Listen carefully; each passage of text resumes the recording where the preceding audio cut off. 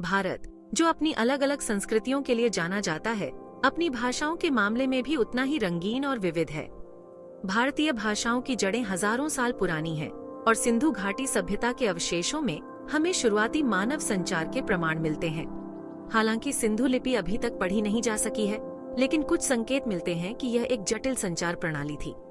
सदियों से संचार के ये शुरुआती रूप विकसित हुए और संस्कृत और प्राकृत जैसी शास्त्रीय भाषाओं के उद्भव का मार्ग प्रशस्त किया। बदले में इन भाषाओं ने कई क्षेत्रीय बोलियों और भाषाओं को जन्म दिया, जिससे आज हम जो भाषाई परिदृश्य देखते हैं वह आकार ले पाया। संस्कृत, जिसे अक्सर देव भाषा कहा जाता है, भारतीय भाषाओं के इतिहास में एक सम्मानित स्थान रखती है। यह प्राचीन भाषा, जिसकी जड़ें इंडो यूरोपीय भाषा परिवार की इंडो आर्यन शाखा में हैं, प्राचीन भारत में विद्वता, धर्म और साहित्य की एक प्रमुख भाषा के रूप में उभरी।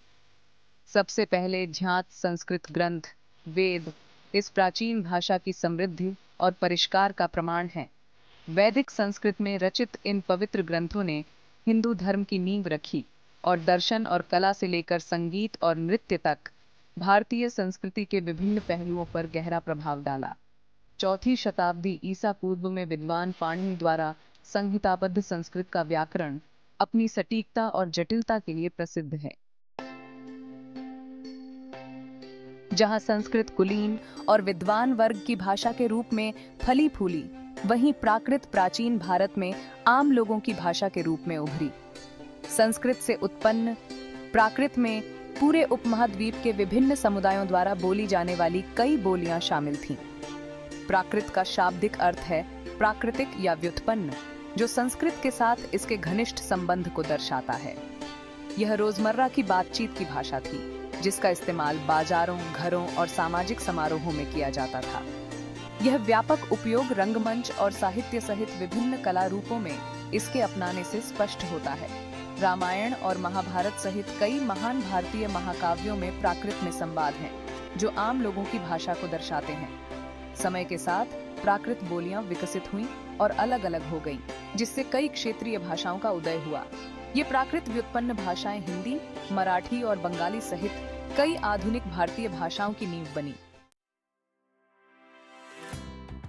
प्राकृत से आधुनिक भारतीय भाषाओं में परिवर्तन एक क्रमिक प्रक्रिया थी, जो भौगोलिक, सांस्कृतिक और राजनीतिक कारकों से प्रभावित थी।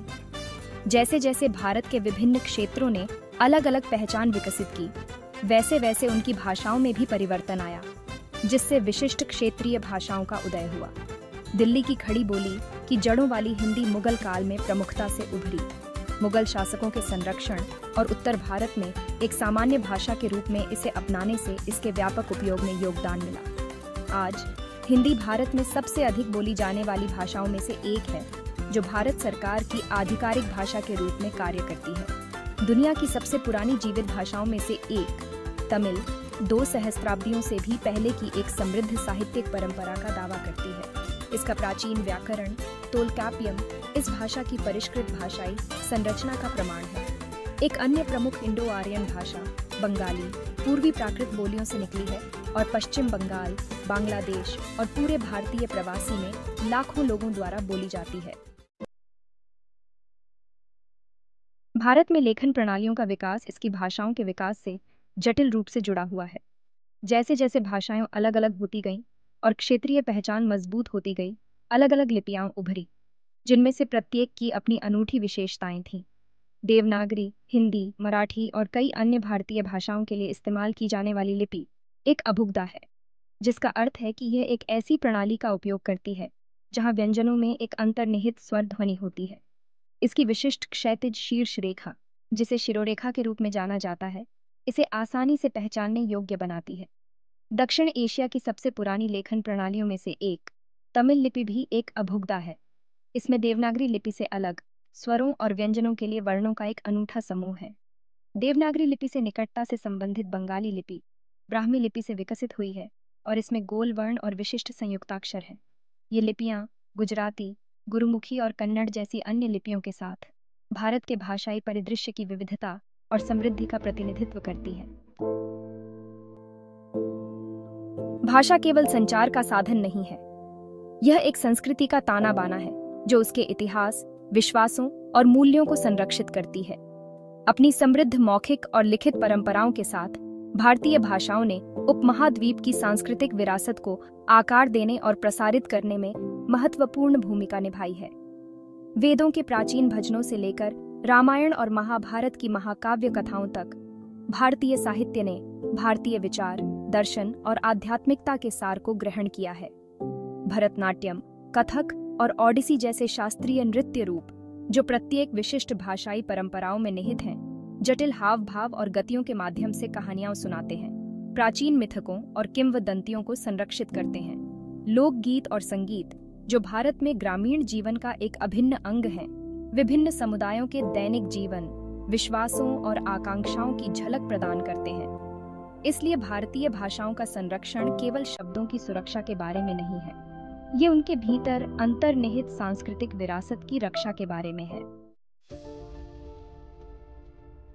भारत के भाषाई परिदृश्य को न केवल इसकी स्वदेशी भाषाओं ने, बल्कि अन्य संस्कृतियों और सभ्यताओं के प्रभाव ने भी आकार दिया है। मध्ययुगीन भारत में फारसी और अरबी भाषी व्यापारियों और शासकों के आगमन से एक महत्वपूर्ण भाषाई आदान प्रदान हुआ। मुगल दरबार की भाषा फारसी का हिंदी, उर्दू और अन्य उत्तर भारतीय भाषाओं पर काफी प्रभाव पड़ा। इसने इन भाषाओं को नए शब्दों, वाक्यांशों और साहित्यिक शैलियों से समृद्ध किया, उनकी शब्दावली और व्याकरण पर एक अमिट छाप छोड़ी। इस भाषाई संगम के परिणाम स्वरूप उर्दू का उदय हुआ, एक ऐसी भाषा जिसने हिंदी, फारसी और अरबी के तत्वों का मिश्रण किया। उर्दू, जो अपनी काव्यात्मक सुंदरता और भव्यता के लिए जानी जाती है, मुगल काल के दौरान साहित्य, संगीत और दरबारी संस्कृति की भाषा के रूप में फली फूली। 18वीं शताब्दी में भारत में अंग्रेजों के आगमन ने भाषाई परिवर्तन के एक नए युग की शुरुआत की। औपनिवेशिक प्रशासन की भाषा अंग्रेजी ने धीरे धीरे शिक्षा, शासन और सार्वजनिक जीवन में प्रमुखता हासिल कर ली। अंग्रेजी शिक्षा को बढ़ावा देने के ब्रिटिश सरकार के फैसले का भारत के भाषाई परिदृश्य पर गहरा प्रभाव पड़ा। अंग्रेजी माध्यम के स्कूल और विश्वविद्यालय शिक्षा के केंद्र बन गए, जो विविध भाषाई पृष्ठभूमि के छात्रों को आकर्षित करते थे। हालांकि इस नीति ने अंग्रेजी साक्षरता के प्रसार में योगदान दिया, लेकिन इसने अंग्रेजी शिक्षा तक पहुंच रखने वालों और न रखने वालों के बीच एक विभाजन भी पैदा कर दिया। यह भाषाई विभाजन अक्सर सामाजिक और आर्थिक असमानताओं को दर्शाता है। अंग्रेजी दक्षता, स्थिति और अवसर का प्रतीक बन जाती है। उपनिवेशवाद से उत्पन्न चुनौतियों के बावजूद भारतीय भाषाओं ने उल्लेखनीय लचीलापन प्रदर्शित किया। भारत की भाषाई विविधता उसके समृद्ध इतिहास और सांस्कृतिक विरासत का प्रमाण है। भारतीय संविधान 22 भाषाओं को अनुसूचित भाषाओं के रूप में मान्यता देता है, जो देश की भाषाई बहुलवाद के प्रति प्रतिबद्धता को दर्शाता है। भाषा की बाधाएं कभी-कभी संचार में बाधा उत्पन्न कर सकती हैं और राष्ट्रीय एकता और अखंडता के लिए बाधाएं खड़ी कर सकती हैं। हालांकि भारत ने बहुभाषावाद को बढ़ावा देने और साझा पहचान की भावना को बढ़ावा देने में महत्वपूर्ण प्रगति की है। कई राज्यों द्वारा अपनाया गया त्रिभाषा सूत्र छात्रों को हिंदी, अंग्रेजी और एक क्षेत्रीय भाषा सीखने के लिए प्रोत्साहित करता है। इस नीति का उद्देश्य भाषाई सद्भाव को बढ़ावा देना और विभिन्न क्षेत्रों में संचार को सुविधाजनक बनाना है। भारत सरकार ने लुप्तप्राय भाषाओं के संरक्षण और संवर्धन के लिए भी कदम उठाए हैं। भारत की भाषाई विविधता ताकत और गर्व का स्रोत है। भारतीय भाषाएं अब उपमहाद्वीप की भौगोलिक सीमाओं तक ही सीमित नहीं हैं। दुनिया भर में फैले भारतीय प्रवासी ने इन भाषाओं को दुनिया के विभिन्न कोनों तक ले जाने में महत्वपूर्ण भूमिका निभाई है। हिंदी फिल्में, जिन्हें लोकप्रिय रूप से बॉलीवुड के रूप में जाना जाता है, ने अंतर्राष्ट्रीय स्तर पर अपार लोकप्रियता हासिल की है, जिससे दर्शकों को हिंदी भाषा और भारतीय संस्कृति से परिचित कराया गया है। अंग्रेजी और अन्य भारतीय भाषाओं में लिखने वाले भारतीय लेखकों की कृतियों को अंतर्राष्ट्रीय स्तर पर प्रशंसा मिली है, जो वैश्विक दर्शकों के लिए भारतीय साहित्य की समृद्धि और विविधता का प्रदर्शन करती है। जैसे जैसे भारत का वैश्विक प्रभाव बढ़ता है, वैसे वैसे उसकी भाषाओं की पहुंच भी बढ़ती है। भारतीय भाषाओं की यात्रा उनके लचीलेपन, अनुकूलन क्षमता और स्थायी शक्ति का प्रमाण है। वेदों के प्राचीन भजनों से लेकर भारतीय लेखकों की समकालीन कृतियों तक ये भाषाएं अभिव्यक्ति, सांस्कृतिक संरक्षण और सामाजिक परिवर्तन के वाहन के रूप में काम करती हैं। जैसे जैसे हम भारतीय भाषाओं की विविधता का जश्न मनाते हैं, तेजी से वैश्वीकरण की दुनिया में उनके सामने आने वाली चुनौतियों को पहचानना आवश्यक है। इन भाषाओं के संरक्षण और संवर्धन के लिए व्यक्तियों, समुदायों और सरकारों के ठोस प्रयासों की आवश्यकता है।